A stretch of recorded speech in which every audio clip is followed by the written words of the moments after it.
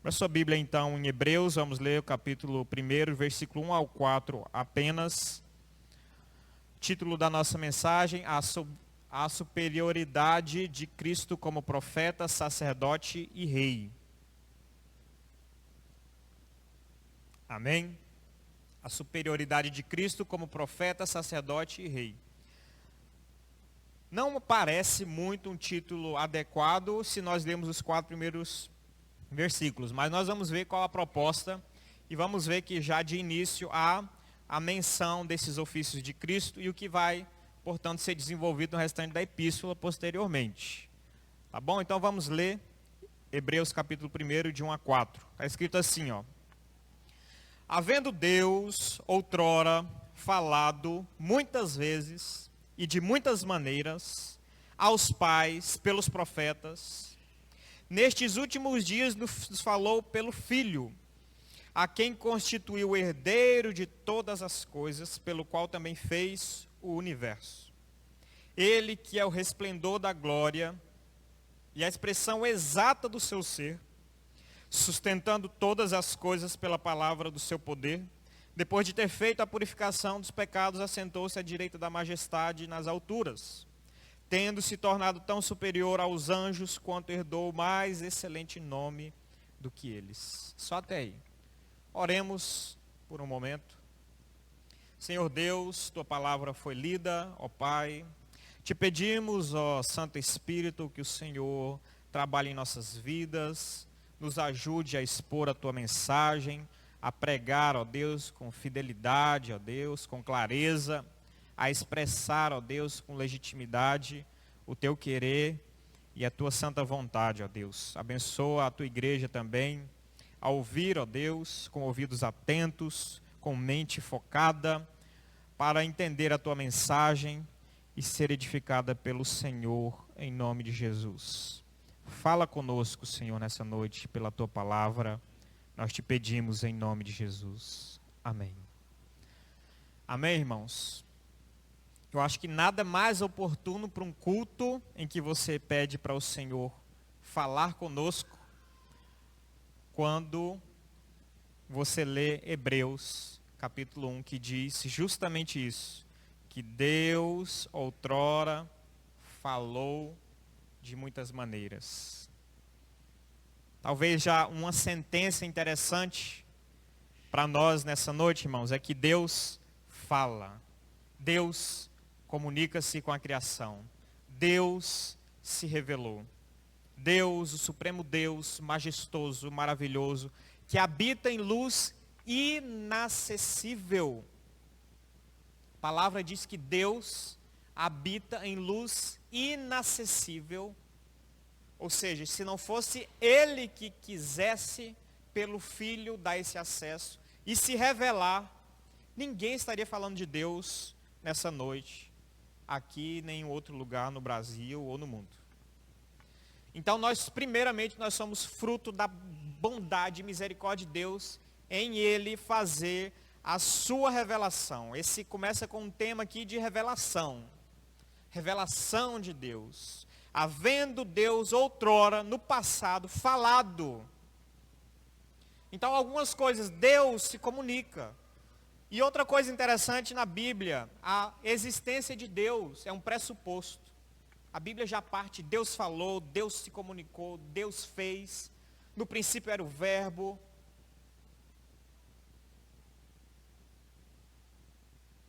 Deus existe, irmãos.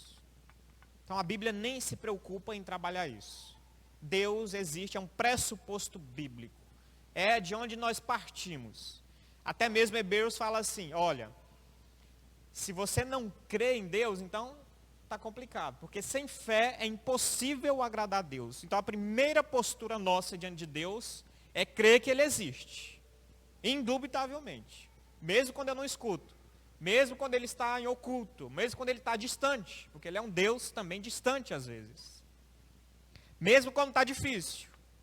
Mesmo quando eu sou bombardeado na mente, contra a minha fé, contra a minha crença. Primeira coisa é, Deus existe. Deus existe. Tão claro e tão nítido. Paulo, comentando já um salmo, diz: os céus mostram a glória de Deus, e o firmamento anunciam as obras de suas mãos. Paulo, no primeiro capítulo de Romanos, também fala: olha, o que se pode conhecer de Deus, a sua existência, o seu poder infinito, é manifesto na criação. É a marca de um grande pintor. Quem fez o céu, a terra, o mar, tudo que existe? Quem fez, irmãos? Há a necessidade lógica de um Criador, por isso os homens, segundo a Bíblia, são indesculpáveis. Porque você não precisa fazer uma pós-graduação para tentar encontrar Deus. Ele fala: olha para a lua, para as estrelas, para o céu, olha para você, olha para a sua mão, olha para o seu olho, olha para o funcionamento, olha para uma criança. Você tem que se convencer de que existe Deus. As coisas não vieram do acaso, não foi batendo um monte de pedrinha que surgiu tudo.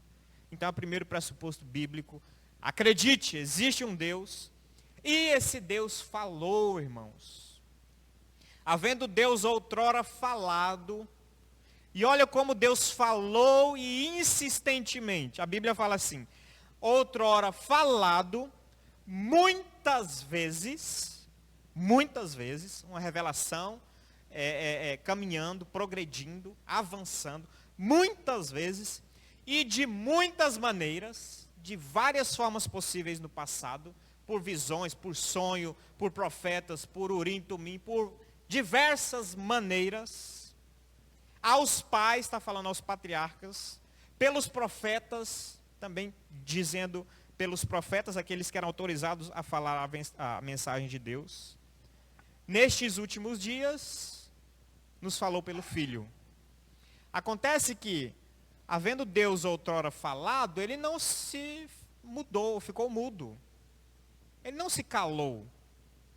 O grande contraste aqui é que no passado ele falou, mas no presente ele está falando também. Ele nos falou agora por quem? Por Cristo. No passado ele falou várias vezes e de muitas maneiras. Agora ele fala por Cristo. Já dá para perceber aí o gostinho do que o escritor quer falar com isso?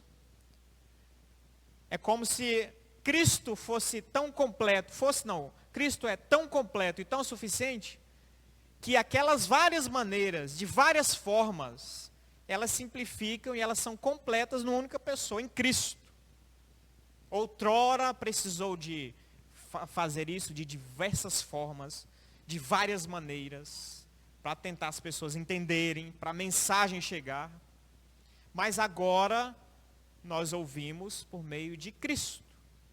É como se a mensagem viesse se afunilando. Tem vários modos, várias maneiras, mas ela vai caminhando para atingir sua expressão máxima e definitiva em Jesus Cristo. Então, de certa forma, nós estamos num patamar, se podemos dizer assim, muito melhor que os antigos. Porque nós já pegamos a parte em que Cristo é quem fala conosco, irmãos. E Cristo é a perfeição. E Cristo é superior a qualquer profeta. Não foi falado pelos profetas no passado? Cristo é superior a qualquer profeta. Então nós já temos como igreja hoje, a partir da igreja de Cristo, nós temos a fala e a revelação definitiva pelo Filho, em Cristo Jesus, de modo perfeito, de modo completo, cabal, para a igreja, para a edificação da igreja. Antes falava pelos profetas, agora o Senhor fala por meio do seu Filho. Falou pelo Filho. Falou por aquele que é a expressão exata da imagem de Deus. Falou por aquele que não erra, por aquele que não falha. Falou por aquele que é superior até Moisés.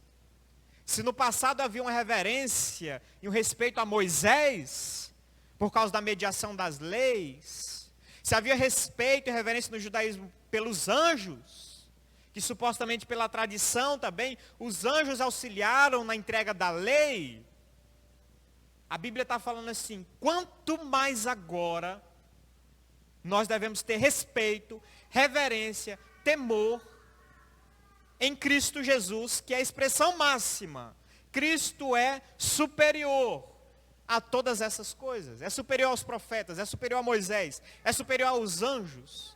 Por isso que a Bíblia também vai traçar muito a superioridade de Cristo em relação aos anjos, em relação ao sacerdócio, em relação a Moisés, em relação aos sacrifícios, em relação ao sumo sacerdote. Hebreus vai falar, Cristo é o supremo Deus absoluto, a expressão máxima, perfeita, cabal e última de Deus para a igreja e para o seu povo. Louvemos a Cristo, portanto. Isso aqui é um chamado a olharmos para Cristo, porque Cristo é superior a tudo e superior a todos. É um chamado para nós enfatizarmos Cristo, mais do que às vezes um misticismo que talvez enaltece anjos. E a Bíblia fala assim, Cristo é superior a anjos. Não se preocupe com anjos. Se preocupe em agradar ao Senhor dos anjos, ao Senhor da igreja. Então essa é basicamente a tônica em que o escritor aos Hebreus começa sua epístola. Ele faz um contraste. O Senhor falou de muitas maneiras aos pais. Então o contraste é, ele falou aos pais, hoje ele fala a nós. Hoje ele fala a nós, irmãos. Ele fala com a igreja. Ele fala com o seu povo. A revelação do Senhor está aqui como voz profética de Deus. E nos falou por Jesus Cristo. Não devemos buscar em outra parte, mas alguma revelação do Senhor, porque a revelação, portanto, foi plena e cabal em Cristo. Mas o Senhor continua falando. O Senhor Jesus continua falando com sua igreja. Às vezes a gente pergunta assim, meu Deus, onde está o Senhor que às vezes eu não escuto, eu não vejo, eu não tenho ouvido a voz, a vontade de Deus. Na verdade, o que precisa, então, é nós entendermos que o Senhor, e crermos, que nos últimos dias, o Senhor nos falou pelo Filho. O Senhor nos falou, o Senhor nos fala pelo Filho. Então, no passado, falou aos pais, aos antepassados, aos patriarcas. O contraste no texto é hoje ele fala a nós. Ele fala a nós. Falou de muitas maneiras, de diversas formas. Hoje ele fala pelo Filho. Uma maneira, um modo em Cristo, com a palavra que foi até concluída o cânon. Por Cristo ele fala. Por Cristo. E nesses últimos dias, ou seja, é uma revelação final, irmãos. Nós não devemos esperar outras revelações de Deus a respeito de como a igreja deve se portar, andar e caminhar. Porque o autor diz, olha, nós estamos nos últimos dias. Ele falou aqui, falou aos pais pelos profetas, nesses últimos dias nos falou pelo Filho. Eu já comentei aqui na igreja várias vezes. E sempre que eu caio nesse texto, eu friso. Nós estamos vivendo os últimos dias. Ele falou, nesses últimos dias, nos falou pelo Filho. Na mentalidade do Novo Testamento, nós entramos no período chamado de últimos dias. E que ele concluirá e culminará com a vinda do Senhor Jesus Cristo e a consumação dos séculos. Mas nós estamos vivendo os últimos dias. Por isso, com essa mensagem, a gente diz que o cânon está completo, o cânon está fechado. Nós não devemos e não temos mais autoridade de acrescentar mais nenhuma revelação de Deus, porque o próprio Deus falou, olha, está completo. Nesses últimos dias, foi o Filho quem nos falou. E é muito interessante como Apocalipse encerra, o apóstolo João encerra o seu livro de Apocalipse. Ele fala assim, Apocalipse 22, versículo 18. Eu, a todo aquele que ouve as palavras da profecia deste livro, testifico. Se alguém lhes fizer qualquer acréscimo, Deus lhes acrescentará os flagelos escritos nesse livro. E se alguém tirar qualquer coisa das palavras do livro dessa profecia, Deus tirará a sua parte da árvore da vida, da cidade santa e das coisas que se acham escritas nesse livro. Aquele que dá testemunho dessas coisas diz, certamente venho sem demora. É claro que o final é para Apocalipse, mas de certa forma, a gente entende uma alerta para todo o cânon. Uma vez que Apocalipse está fechando o cânon, é uma espécie de alerta para toda a Bíblia. Ele fala assim: ninguém acrescente e ninguém tire, porque senão as pragas que estão escritas aqui, elas vão te alcançar, porque isso é uma blasfêmia, isso é um insulto contra Deus, mexer, tocar e manipular na palavra dele inadvertidamente, sem autorização para isso. Então a doutrina que nós pensamos sobre a revelação, ela é importante, irmãos, nós pensarmos. A vida do cristão, ela deve estar baseada no que foi revelado do Senhor. Um grande desafio para a igreja são dois extremos. É nem tirar e nem pôr, como o apóstolo João falou. Nosso grande desafio em termos de revelação, irmãos, em termos de viver a vontade de Deus, entender as Escrituras, viver baseado na vontade de Deus, é não tirar e nem colocar. Nós sempre estamos nesse perigo desses extremos. Se nós tirarmos algo da Escritura, é erro, é um pecado. Se nós acrescentarmos algo à revelação de Deus, é pior ainda. Acrescentar algo à revelação de Deus, prolifera o que nós temos visto, seitas, heresias, aos montes, porque nós acrescentamos coisas à Bíblia. É comum o surgimento de igrejas, de seitas, de novas comunidades religiosas, baseados na visão de uma pessoa, de um homem, de um profeta. É quase um padrão, a pessoa tem uma revelação. Eu vi um anjo, e o anjo me levou a tais tábuas de ouro. E essas tábuas de ouro revelam de fato o que é a vontade de Deus. Eu tive uma revelação, e eu vi nessa revelação a data em que Jesus voltaria para a terra. Pum, e surge outra religião. Eu tive uma revelação, e com base em tantas revelações como essas, as pessoas se fiam nisso e desaguam em heresias, em problemas, em coisas que desviam, em procedimentos que desviam da sã doutrina do Evangelho de Deus.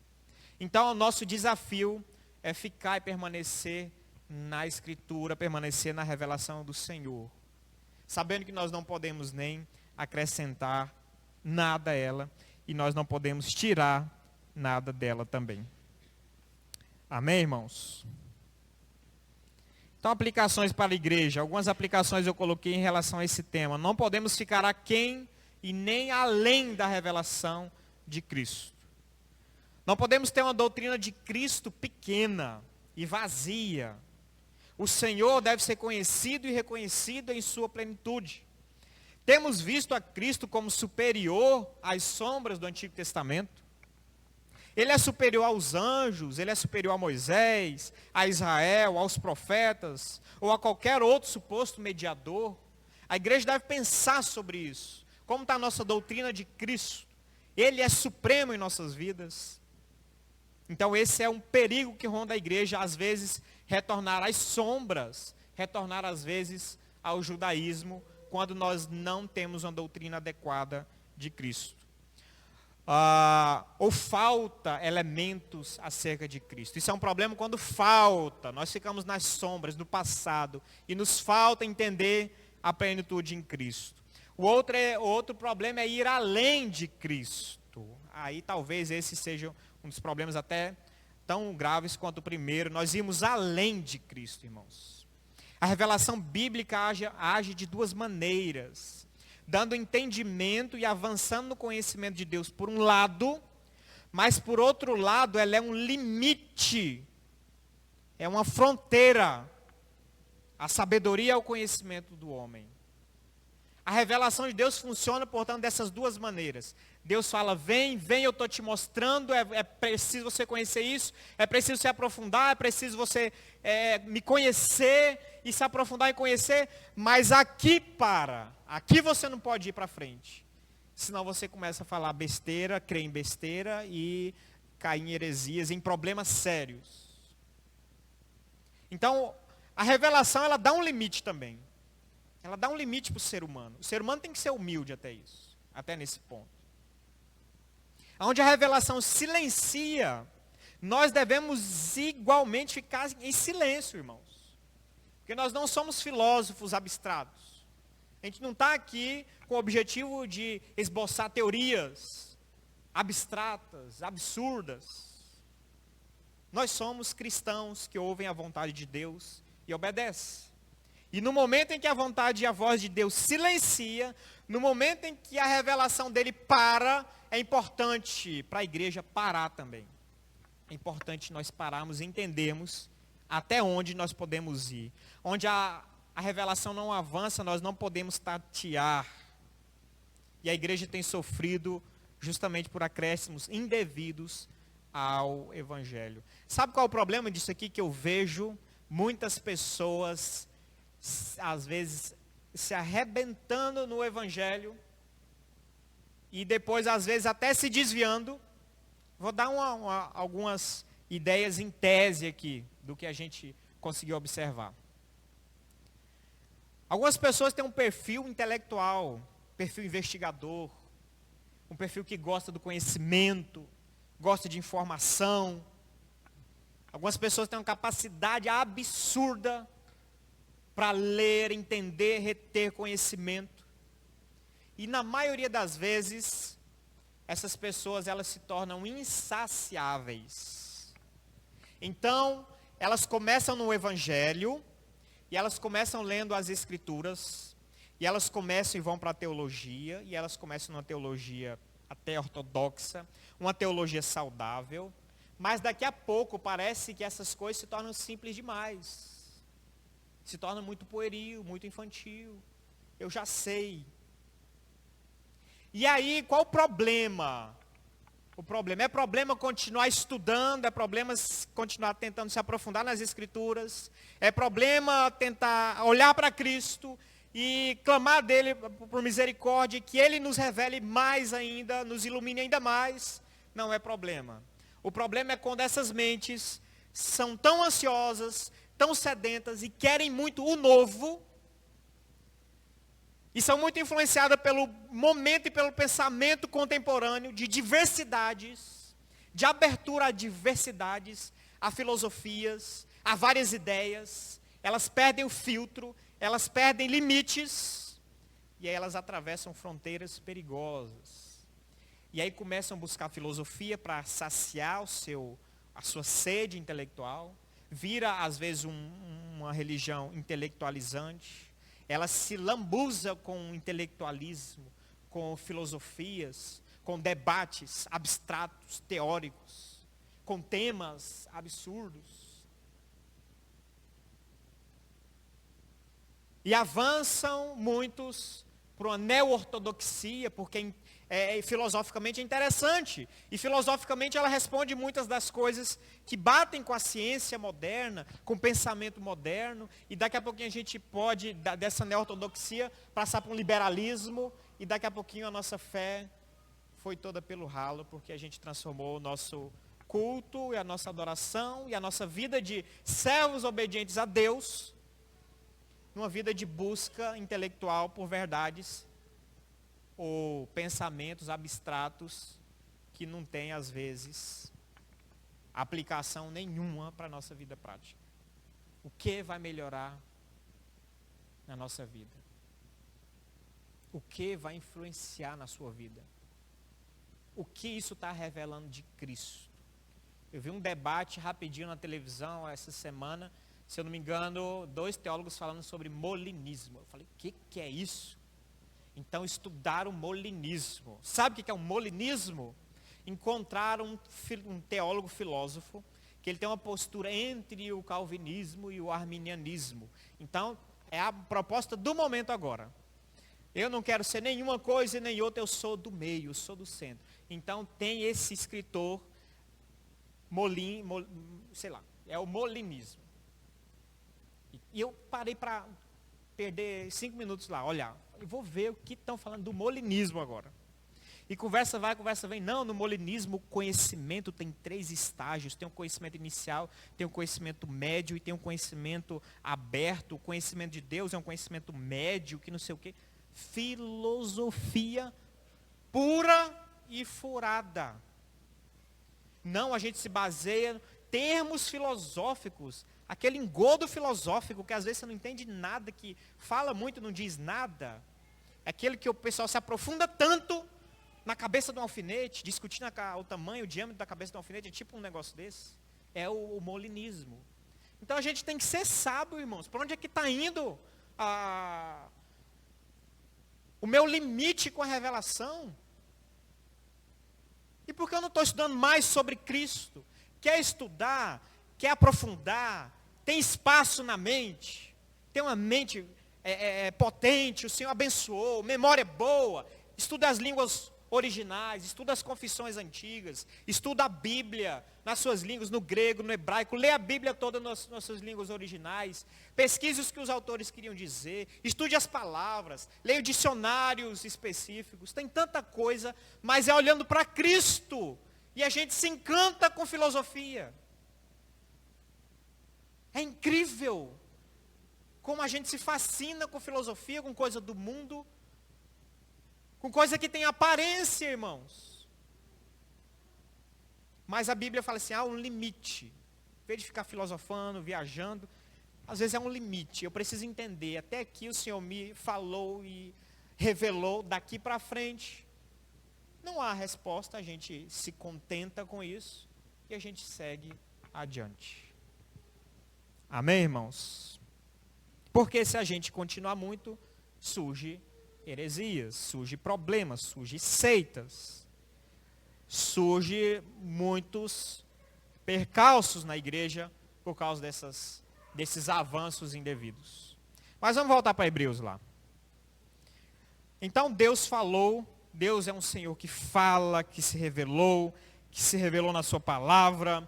A sua palavra, ela é final, então, irmãos, é a mensagem para os últimos dias. Nada deve ser acrescentado aqui, nada deve ser tirado. Nós acreditamos que essa palavra é a palavra de Deus, inspirada, e esse é um cânon, é o cânon sagrado. Cânon significa a medida, os livros selecionados e organizados que foram inspirados por Deus. Então nossa vida gira em torno da palavra, das Escrituras, porque o Filho nos falou, o Senhor nos falou.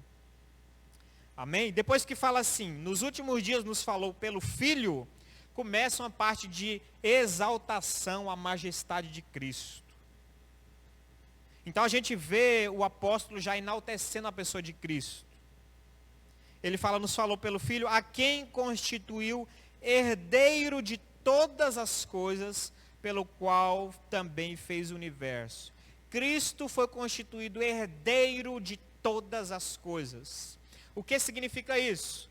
Em sua obra humana, é claro que isso aponta mais para a sua obra humana, porque como Deus, e na sua glória eterna, ele já tinha todas as coisas, o domínio sobre todas as coisas, mas em relação à sua obra humana, sua obra de morte, ressurreição, sua obra de comprar pelo sangue a igreja, um povo, por causa de sua obra, ele recebeu um prêmio, irmãos. E a Bíblia enfatiza, em Hebreus também, que o Senhor é um Deus galardoador dos que o buscam. Há, de certa forma, nessa obra em Cristo, há uma visão de galardão pelo que ele fez. Ele, em sua obra expiatória de morte, ressurreição e remissão dos pecados, o Senhor lhe deu um presente. Qual foi o presente? Ele é herdeiro de todas as coisas. Ele é o herdeiro. Ele é o Senhor. Ele recebeu dons. Tem um texto da Bíblia que fala que ele recebeu dons. Que dom que Jesus poderia receber? Esse dom é o povo de Deus. O dom é um presente. Qual foi o presente que Cristo recebeu do próprio Pai? A igreja. A igreja. A sua morte não vai ser em vão.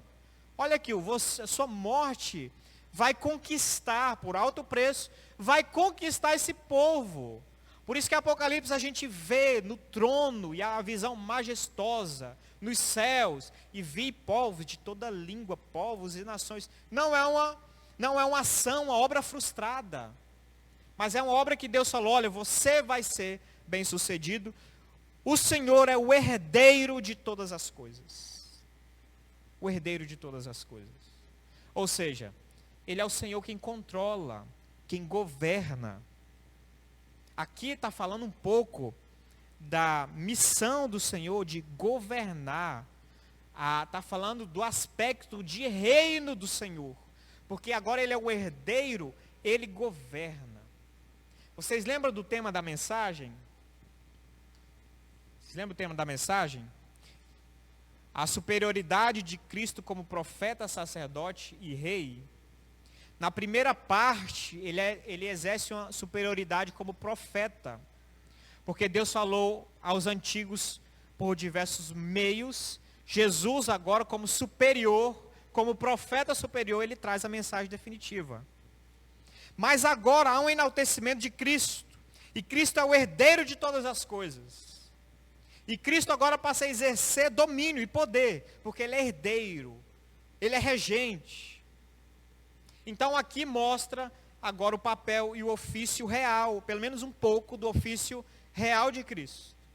Cristo é o rei que governa, irmãos. Ele é o herdeiro. Portanto, por que nós oramos a Cristo? Pedimos provisão de Cristo, pedimos bênção de Cristo, porque Cristo é quem tem todas as coisas na terra e nos céus agora. Tudo me foi entregue. Eu tenho toda a autoridade. Ele é o herdeiro, ele é o regente. Por isso nós como cristãos, irmãos, nós buscamos as nossas bênçãos diante de Cristo. Buscamos ao Senhor, que tem poder para suprir, para prover, para abençoar. Então aqui mostra um pouco da missão e do ofício real de Cristo. Depois fala também nesse momento de exaltar o nome do Senhor, ele fala assim, olha, ele é herdeiro de todas as coisas e pelo qual fez o universo. Por meio de Cristo o universo foi feito. Um tipo de sentença dessa não pode ser falada para nenhuma pessoa a não ser Deus, irmãos. Porque nenhum ser humano qualquer pode ter participação na criação. E aqui fala, pelo qual também fez o universo. Então o escritor está falando aqui, olha, nos últimos dias, Deus nos falou pelo Filho. E nota, esse Filho não é qualquer pessoa, eu quero mostrar a superioridade, a majestade do Filho para vocês. O Filho é herdeiro de todas as coisas. Ele é dono de todas as coisas. Ele é dono do mundo e tem autoridade sobre todas as coisas. E esse Filho é aquele que esteve na criação e teve o poder de participar da criação e ele fez, portanto, o universo. Então é esse o nosso Senhor. É um Senhor quem fez o universo. É esse o poder de Cristo. É o Cristo que fez todas as coisas. Cristo que é Deus. No próximo versículo, então, ele fala, ele que é o resplendor da glória e a expressão exata do seu ser. Ele está falando assim, quem é esse Cristo? Ele está mandando uma mensagem para a igreja que tinha problemas, possivelmente com o judaísmo, e estava voltando às práticas antigas. E ele está falando mais ou menos assim, olha, por que vocês vão voltar a práticas antigas? Olha quem é Cristo, e olha a superioridade, e olha a majestade de Cristo. Cristo é suficiente, nós não podemos voltar mais a adorar, e a ficar no contexto da lei, do sacerdócio, de anjos.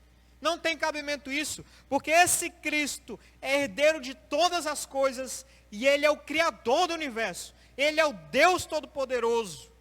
Ele é o resplendor da glória e a expressão exata de Deus.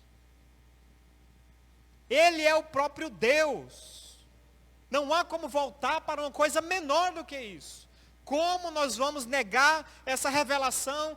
Como nós vamos negar essa orientação bíblica e voltar para coisas menores? Quando a Bíblia fala, ele é o resplendor da glória e a expressão exata do ser de Deus. E a expressão exata do ser de Deus. O Senhor Jesus é a revelação máxima do Pai, irmãos. Quando você ouve que o Filho é a glória do Pai, tenha em mente que a glória do Pai lhe é invisível até que ela resplandeça em Cristo. Sabe quem revela o Pai para nós? É Cristo. Por isso que ele está falando. Ele é o resplendor. Ele é o brilho da glória do Pai. Porque se Cristo não trouxer esse brilho e ele não trouxer a glória do Pai, nós não veríamos o Pai, porque a Bíblia diz: ninguém jamais viu a Deus. O fulgor da substância, olha um comentário aqui, o fulgor da substância de Deus é tão forte que fere nossos olhos, até que ela nos seja projetada na pessoa de Cristo. Segue-se disso que somos cegos para a luz de Deus, a menos que ela nos ilumine por Cristo. Cristo é quem tem a missão, irmãos. Cristo é quem tem a revelação e o poder de nos trazer a visão, o resplendor da glória e a expressão de quem é Deus. Por isso que Cristo é o mediador mor, supremo, porque Ele é quem tem condições. Por isso que Ele, no diálogo com os discípulos, falou: quem vê a mim, vê o Pai. Porque eu e o Pai somos um. Mas por que a gente não vê direto o Pai? Porque o Pai, pelos seus desígnios e pelo seu conselho, aprova Ele se revelar pelo Filho. E sem o Filho, nós não conseguimos ter revelação do Pai. Porque é isso que a Bíblia está falando. Nos últimos dias, nos falou, nos mostrou pelo Filho. E quando nós chegarmos no céu, irmãos, nós vamos ver Deus na pessoa do Filho, Jesus Cristo. Jesus vai continuar sendo o brilho, o resplendor da glória do Pai para nós, pelos séculos dos séculos dos séculos. Porque a Bíblia diz que ninguém jamais viu a Deus, e Deus habita em luz inacessível. Mas nós veremos o Senhor pela face de Cristo. Amém, irmãos? Nós veremos o Senhor pela face de Cristo. Perdi um comentário aqui muito interessante sobre isso. Aqui, encontrei. Em Jesus concentram-se todos os raios da glória divina. A glória não é um atributo de Deus, mas o somatório de todos eles. E na sua expressão máxima, Jesus encerra em si mesmo todo o resplendor dessa glória divina. Ele é a manifestação plena e final de Deus. Nele habita corporalmente toda a plenitude da divindade. Vemos Deus em sua face. Quem vê Jesus vê a Deus, pois ambos têm a mesma essência, os mesmos atributos e realizam a mesma obra. Amém, irmãos? Então, é mais ou menos essa ideia. Falar do resplendor de Cristo é falar da missão dele e da agência dele como aquele que pode revelar a glória de Deus. E glória, como nós vimos assim, é uma soma de atributos, não é um detalhe, não é uma característica, é uma soma de atributos divinos. Se Jesus pode manifestar a glória, o resplendor, é porque ele tem os atributos de Deus e as qualidades de Deus, portanto ele é Deus, e ele é Deus conosco. E o autor aos Hebreus então está falando, olha, não é possível nós retornarmos ao passado, uma vez que nós temos o resplendor da glória de Deus. Nós vamos trocar Cristo pelo quê? Me dá uma sugestão. Se Cristo é o único que pode fazer isso, e ele é o resplendor da glória, a exata expressão de Deus, nós vamos trocar Cristo por quê? Por culto a anjos? Por um ritual de ofertas? Por uma oração no templo, por dar o dízimo da hortelã e do cominho? Nós vamos trocar Cristo e a beleza de Cristo e a revelação de Cristo, pelo quê? A nova realidade de Cristo, de viver com Cristo, pelo que nós vamos trocar, irmãos? A resposta é que não é possível retroceder, não é adequado e a Bíblia manda avançar, portanto. Então, Jesus é o resplendor da glória e Ele sustenta todas as coisas pela palavra do seu poder. Ele é um Senhor todo-poderoso que sustenta todo o universo. E depois que fez a purificação pelos pecados, morreu, concluiu sua obra como um sacerdote. E aqui tem o ofício sacerdotal de Cristo, então.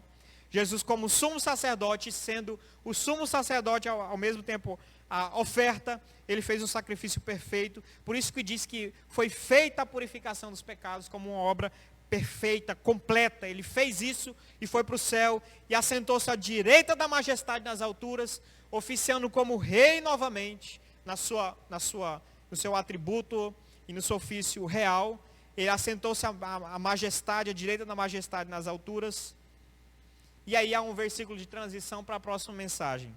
Tendo se tornado tão superior aos anjos, quanto herdou mais excelente nome do que eles. Cristo é superior aos anjos, o escritor está falando aqui.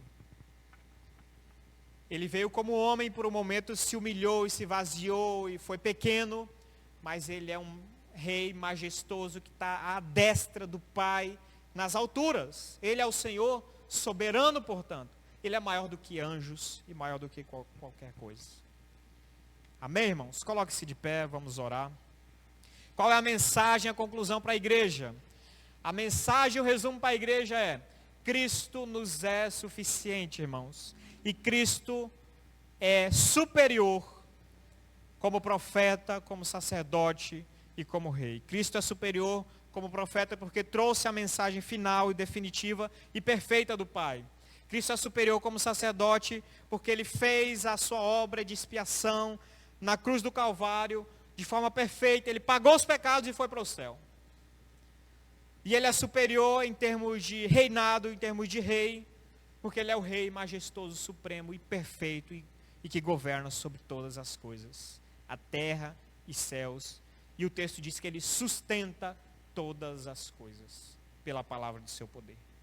Que o Senhor abençoe sua igreja, em nome de Jesus, que possamos viver a sua vontade e ser edificado por ela, em nome de Jesus.